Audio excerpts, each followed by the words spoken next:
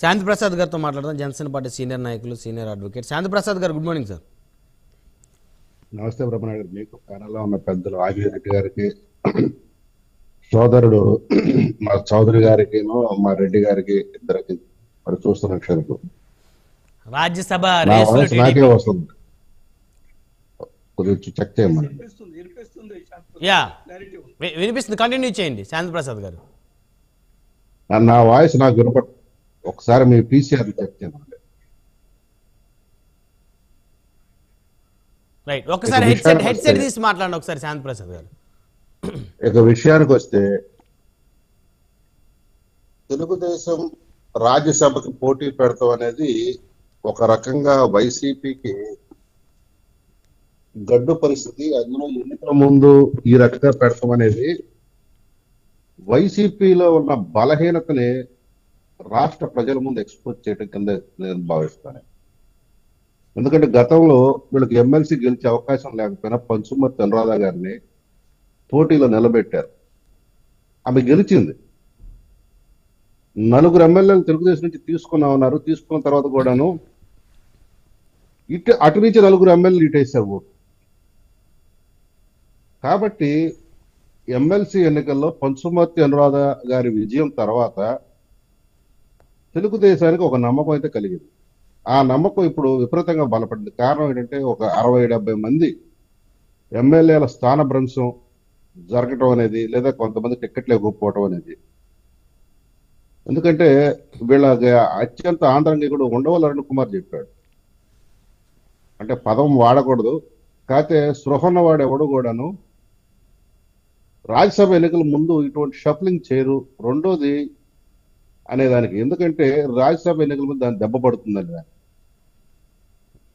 సరే, రాజు మొండోడైతే ఎట్లా ఉంటుందని దానికి జగన్ రెడ్డి ప్రత్యక్ష తార్కాణం. తను చేయాలనుకున్నది చేసాడు. అతను చేయాలనుకున్నది ఏంటంటే, ప్రతిపక్షాల కన్నా నేను ముందున్నాను, నేను చూసారా, నేను మొత్తం 170 స్థానాలు ప్రకటించి చేశాను, ప్రతిపక్షాలకు కొట్టుకుంటున్నాను అనుకున్నాను. కానీ మన సాంప్రదాయం 70 సంవత్సరాల రాజకీయ చరిత్రలో ఎన్నికల నోటిఫికేషన్ వచ్చిన తర్వాత మాత్రం అభ్యర్థులు ప్రకటన చేయడం జరుగుతుంది. సరే, నేను తొందరపడి కోయిల ముందే కూసింది అన్నాడు. ఆ కూసిన కోయిలకు ఇప్పుడు ఆ కోయిల ఆహారం అయ్యేట్టు కనబడుతుంది.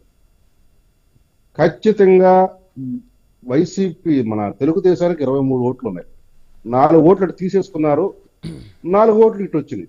ఈ 4 ఓట్ల మీద దెబ్బేయాలని ఇప్పుడు వాళ్ళు ఒక కలలుగా అంటున్నారు. వైసీపీ జంప్ వాళ్ళని వేసారే అనుకుందాం. ఇప్పుడు దీని బలం 19కి వచ్చింది. ఈ 19 దాటి ఒక్క ఓటు అదనంగా వచ్చినా అది వైసీపీ పరాజయమే. సో రాజ్యసభ గెలవాల్సిన అవసరంలా, ఒక్క ఓటు ఎక్స్ట్రా వచ్చినా కూడా వైసీపీ ఓడిపోయినట్టు అంటారా? రాజ్యసభ సభ్యుడిగా గెలవాల్సిన అవసరమే లేదు. ఓకే, 19కి ఒక 25 ఓట్లు 30 ఓట్లు వచ్చినా అది నైతిక పరాజయం వైసీపీ, జగన్ రెడ్డికి కూడా. ఎందుకంటే ఈ రోజు వరకు ఏమన్నారు, ఎమ్మెల్యేలు అందరూ మా కంట్రోల్లో ఉన్నారు, మా గ్రిప్ లో ఉన్నారు, మావాడి ముఖారవిందం చూసి ఓట్లు వేశారు అన్నారు. మావాడి బొమ్మ లేకపోతే, ఒక వ్యక్తి అయితే చాలా నీచంగా కూడా మాట్లాడాడు, మా వాడు బొమ్మ పెట్టి కుక్క నుంచో పెట్టిన. ఒకప్పుడు ఎన్టీ రామారావు మాట్లాడిన మాటలు మళ్ళీ రిపిటేషన్ వచ్చింది ఛానల్ తర్వాత రాజకీయాల్లో. నేడు ఆ పరిస్థితి లేదు. ప్రజాస్వామ్యంలో పద్ధతులు మారినాయి, విలువలు మారినాయి అనే సంగతి తెలియక కొంతమంది అటువంటి స్టేట్మెంట్లు ఇచ్చారు. ఇప్పుడు అటువంటి స్టేట్మెంట్లు ఇచ్చిన వ్యక్తులకి చెంపపెట్టులాగా ఉంటది రాజ్యసభ ఫలితాలు. గన వీళ్ళకి ఉన్న సంఖ్య దాటి అదనపు సంఖ్యలు వచ్చిందంటే, ఇది గుర్తు చేసుకోవాల్సింది ఇప్పుడు వైసీపీ వాడు. ఆంజనేయ గారు చెప్పారు, విప్పిస్తే ఏం జరుగుతుంది? ఏమీ జరగదు. ఓటు వ్యతిరేకంగా వేయాలనుకున్న వాడు ప్రతివాడు ఓటేస్తాడు. ఎందుకంటే వాడికి ఎట్లాగా ఎమ్మెల్యే సీట్ రాదు. నెక్స్ట్ వాళ్ళ పోటీ చేసినా గెలవడం అనుకుంటాడు. గాలికి పోయే పిండి కృష్ణార్పం అన్నట్టుగా వాడు తనని, మీకు ఒక మాట గుర్తుపెట్టుకోండి, ఎందుకంటే మా సోదరు వెంకటరెడ్డి ఎట్లా దీన్ని రెస్పాండ్ అవుతాడు. తనని, తన పొలిటికల్ కెరీర్ దెబ్బ కొట్టిన జగన్ రెడ్డి పొలిటికల్ కెరీర్ కూడా దెబ్బ కొట్టాలి కసి వాళ్ళకి ఉండదా? పోతూ ఉండొచ్చు. ఖచ్చితంగా ఇది జరిగి తీరుతుంది ఈ రాజ్యసభ ఎన్నికల్లో. దాన్ని ప్రస్ఫుటం చేయడం కోసం చంద్రబాబు నాయుడు గారు తన రాజకీయ చాణక్యంతో అభ్యర్థి నిలబెడుతున్నారు. అభ్యర్థి ఎవరైనది అనవసరం. మనం కాకపోతే సామాజిక న్యాయం పాటించడంలో నా ఎస్సీ, నా బీసీ, నా ఎస్టీలు అనే మా జగన్ రెడ్డి గారు మరలా రెడ్లకు పెట్టుకున్నాడు కాబట్టి ఆయన సామాజిక న్యాయం ఏంటో కూడా రాష్ట్ర ప్రజలకు అర్థమవుతుంది. ఈ తప్పేమో సార్, వాళ్ళే రాజ్యసభ కదా ఆ సభ్యులు పార్టీకి వెన్నుముకగా నిలబడింది. నిలవచ్చు సార్. ఇప్పుడు అంటే ఆ కులంతో నిలబడింది కాబట్టి ఆ కులానికి ఇస్తారా? మిగతా కులం వాళ్ళ ఓట్లు ఎక్కడ గెలిచిందా? 6% ఓటింగ్ ఉన్న జనాభా అది 6% ఓటింగ్ తో వచ్చేసిందా పార్టీ అధికారంలోకి? కానీ ఇక్కడ శాంతి ప్రసాద్ గారు ఒక్క అంశం మాత్రం ఖచ్చితంగా అందరూ గుర్తించాల్సిన అంశం. సరే, ఇక్కడ రాజ్యసభ సంబంధించి ఇద్దరు ఆయన సామాజిక వర్గం ఉన్నారు, కానీ మిగతా చోట్ల సామాజిక న్యాయం ఇప్పుడు అమలు చేస్తున్నారు కదా, అనేక స్థానాల్లో బీసీలకు ఎక్కువ చాలా ప్రాధాన్యత ఇస్తున్నారు పెద్ద కదా. సబ్జెక్ట్ మీరు టచ్ చేస్తున్నారు. నేను అది మాట్లాడదాం మొదలెడితే మీ డిబేట్ ఇంకో 2 గంటలు ఎక్స్టెండ్ చేయాలి. అసలు సామాజిక న్యాయం అంటే ఏంటి, సామాజిక సంతుల్యం అంటే ఏంటి, సామాజిక సాధికారికత అంటే ఏంటి, ఇప్పుడు డిస్కషన్కి వచ్చేస్తుంది. సామాజిక న్యాయం అనే పెదాల మించి పదాలు పలికితే అది సామాజిక న్యాయం అదు. ఒక వ్యక్తికో 2 వ్యక్తులకో ఆ కులంలో పోస్టులు ఇస్తే దాన్ని సామాజిక న్యాయం అంటారా? ఆయా వర్గాలని అందరినీ పై తీసుకురావడాన్ని సామాజిక న్యాయం అంటారు. ఈ శాంతి ప్రసాద్ గారు ఇదే ప్రశ్న అన్ని పార్టీలు ప్రశ్నిస్తారా?